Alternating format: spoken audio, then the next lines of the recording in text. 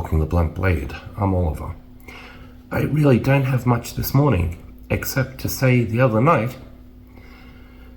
I was up late and we had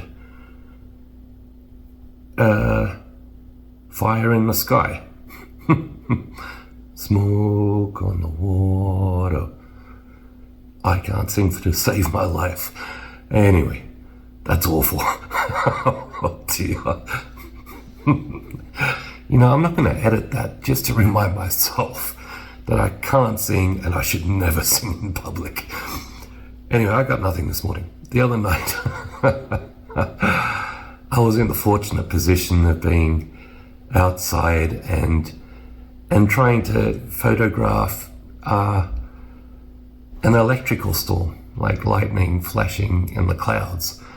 And I captured what I thought were some cool images, which I'm going to share with you.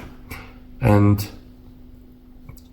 I am in awe. Like those of you who know me, I'm regularly looking up at the sky and shooting the sky or the clouds. I'm amazed. And I'm impressed with a couple of the shots I took. It was a beautiful evening and lots of lights in the sky. All right. I hope you enjoyed. Have a cool day. Good morning. God bless. Cheers.